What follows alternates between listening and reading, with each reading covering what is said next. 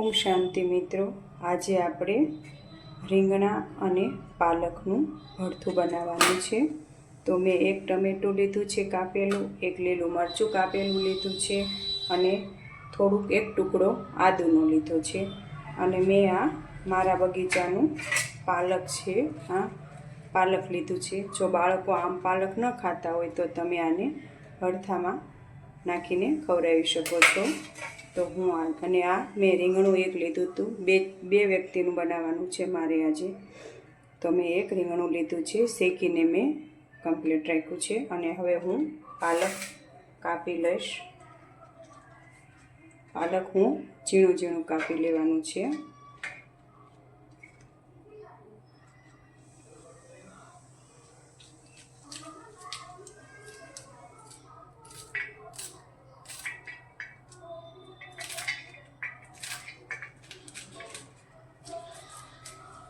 આ રીતે આપણે ઝીણું ઝીણું સુધારી લેવાનું છે। જો ઝીણું ઝીણું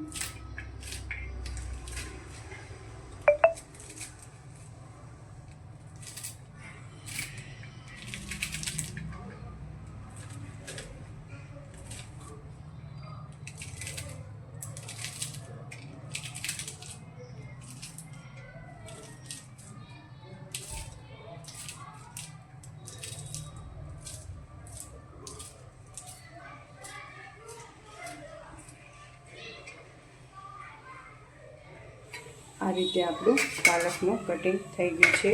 હવે આપણે તેલ મૂકી દઈશું। જો મેં તેલ મૂક્યું છે, એક પાવડું તેલ આવી ગયું છે। હવે હું એમાં 1 ચમચી રાઈ નાખીશ, 1 ચમચી જીરું, ચપટી હિંગ અને ચપટી હળદર। પછી આપણે એમાં લીલા મરચાં એડ કરીશું અને ટમેટું મેં એક લીધું હતું, ટમેટું લઈશ।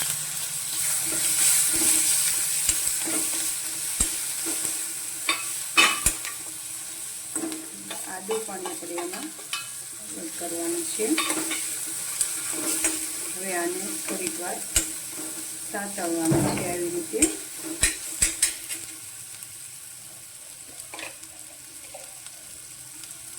સ્વાદ પ્રમાણે મીઠું,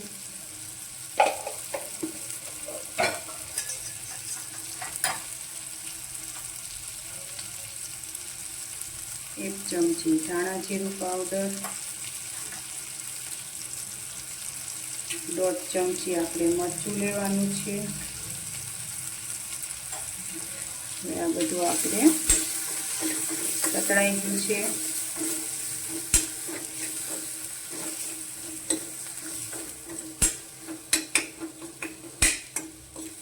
હવે આપણે એમાં જે રીંગણું હતું ઓળાનું તે આપણે એમાં એડ કરવાનું છે।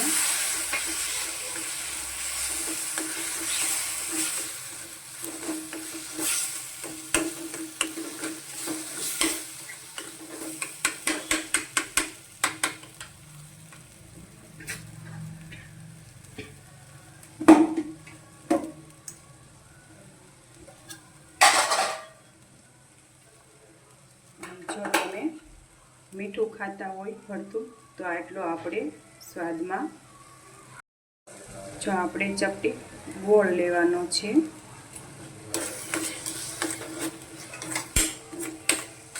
પછી આપણે જે આ પાલક છે એ એમાં આપણે એડ કરવાનું છે।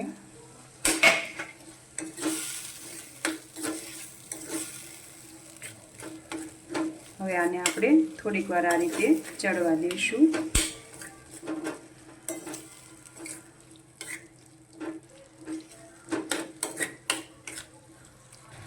જો આપણે પાલક રીંગણાનું ભરથું તૈયાર થઈ ગયું છે। હવે આપણે ગેસ બંધ કરી દઈશું। જો છે ને જોતાં જ ખાવાનું મન થઈ જાય એવું બન્યું છે। હવે આપણે પરમાત્માની યાદમાં બનાવ્યું છે, પરમાત્માને આપણે ધરી દઈશું। તમે જે ભગવાનને માનતા હોય એ ભગવાનને ચોક્કસથી તમે થાળ ધરાવજો। આ રીતે આપણે બધું ભગવાનને ધરાવવા લઈશું। જો આ મેં ભગવાન માટે લઈ લીધું છે. હવે આપણે ભગવાનને થાળ જમાડી દઈશું. ઓમ શાંતિ મિત્રો.